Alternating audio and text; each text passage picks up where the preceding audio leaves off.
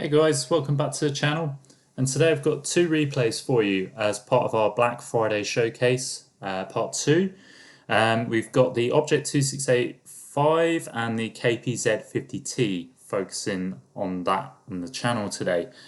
So we're going to start off with the Object 2685 here, and just an equipment run through. I've got the gun rammer, camo net, and the advanced gun lane drive.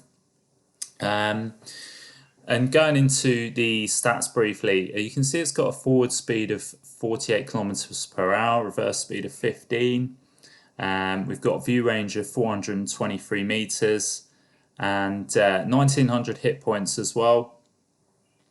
Turret rotation speed of 26.76, reload time of 13 seconds or just over. Some of the gun stats here, you can see the penetration values. 300 pen on the standard with 395 on the heat, armor damage of 850 alpha, also 1100 on the HE.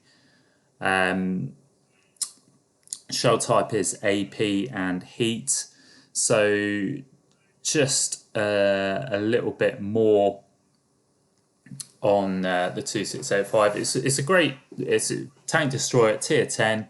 Not a bad TD, to be fair, and I'm going to show some gameplay to highlight just the effectiveness of it, really.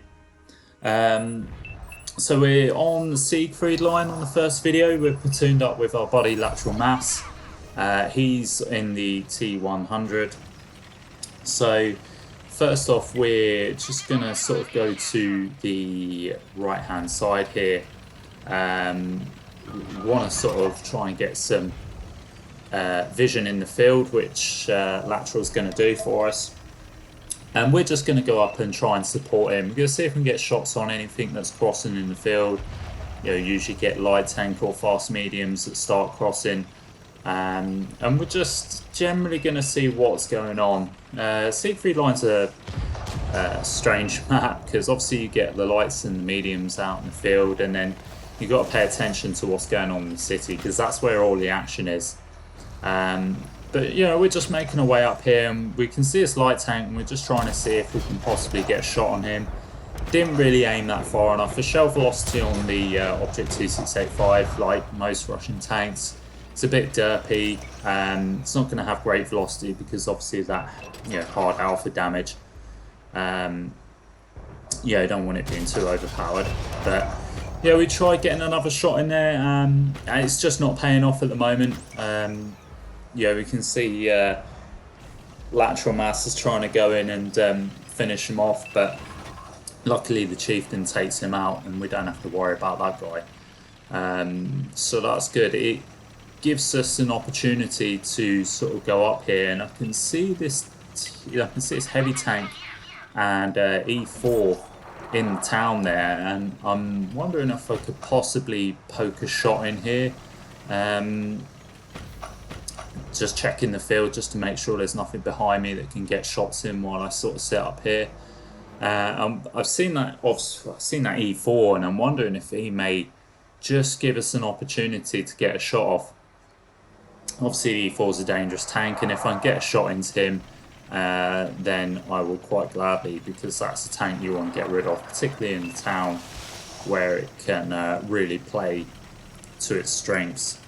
But E4's not giving us a shot, so we're moving on here. We can see this Tusk is being lit up now, or Sheridan. He quickly gets taken out by a Chieftain, so that's good because we've got both light tanks out now, which gives us the freedom to start pressing on with this game. Trying to see if we can get a shot in RT there, but unfortunately not. And we see the Wizzy on the corner here gets taken out by the grill, and just obviously just chatting with Lateral in the corner there. He's sort of advising me that the grill is back there, so I'm thinking, Joe, what, I'm gonna make my way a little bit more into the town because I obviously don't want to get shot there. Chris is not really in a position to be able to push ahead and spot that grill. However, I come to the town and decide, you know, I'll get shot into that chisel and I can take that guy out. Notice the M46 is here. He's looking at us. We bounced a shot and we've managed to take him out. The 268, well, 2685. Sorry, it's got okayish armor. It did have an armor buff recently on the turret, so it's a bit better than what it used to be.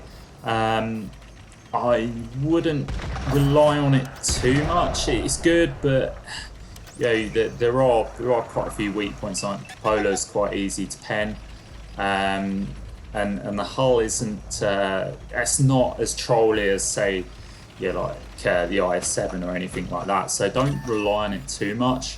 You will get lucky bounces, but you just can't rely on it too much, basically. So anyway, we're moving in here, and we're just trying to see what we can get shots on. We've got stuff in the corner here that's kind of pegged in. Chris is getting shots from the other side in his light, which is good. We decide to poke and get some punish on this machine. We set him on fire, which is nice, pick up quite a bit of damage, get a bit of track assist as well.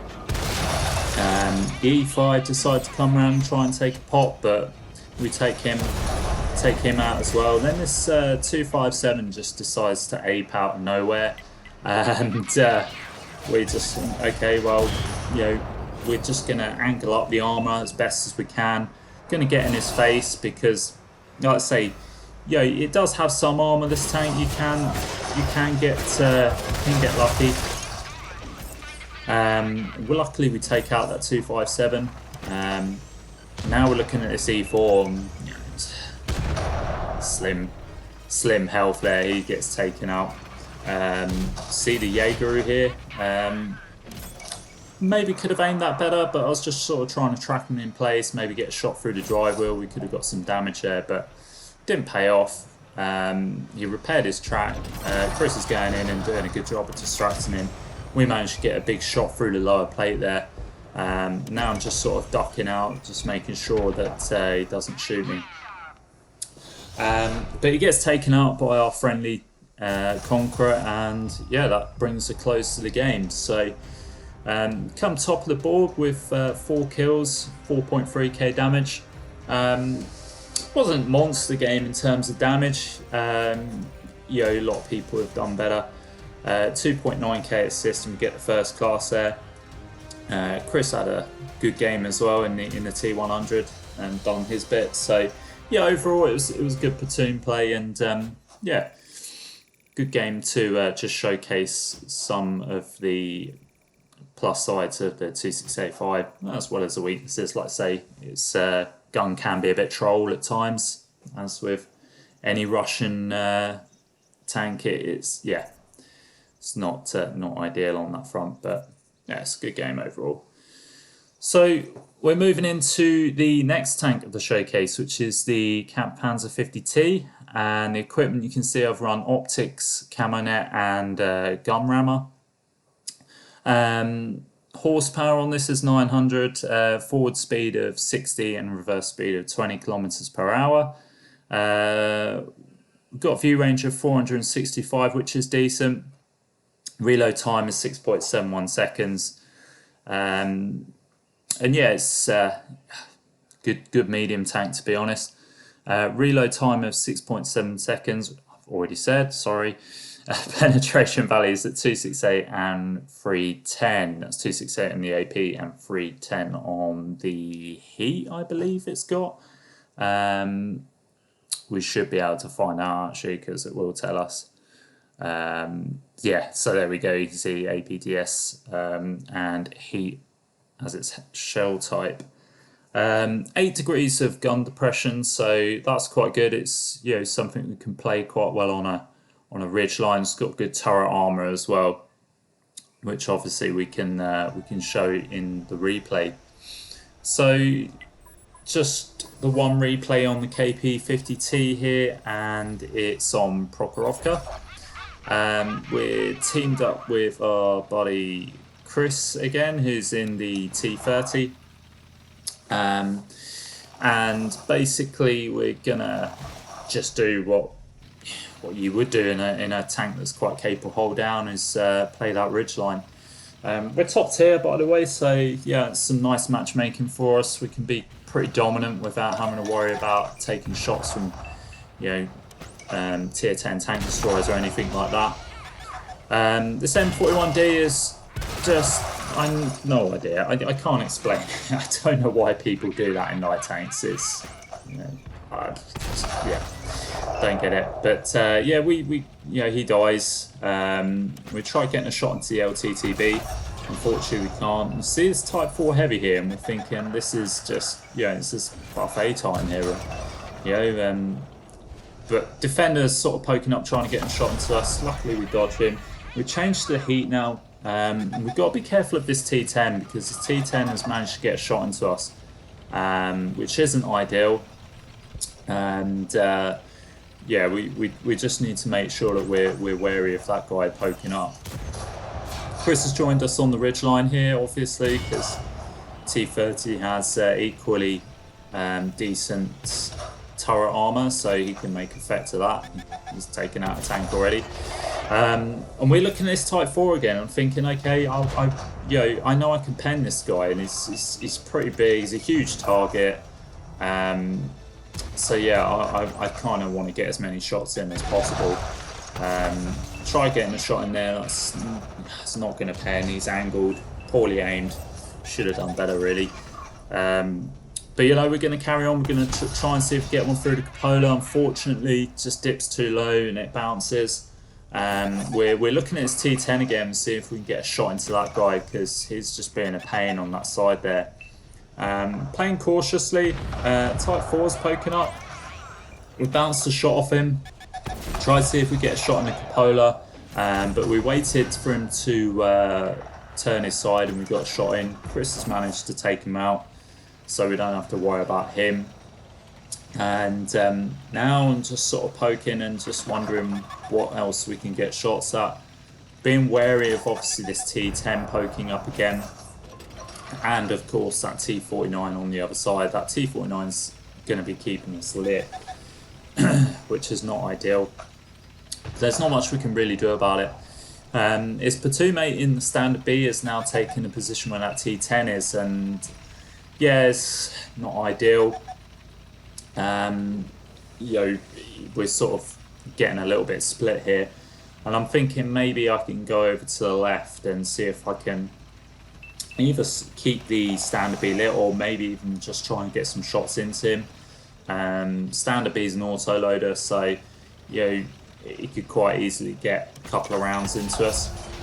But the back gets lit up. The light tank's been pushing on the one line, and he lit up that Chrysler K, which we're happy to get a shot into.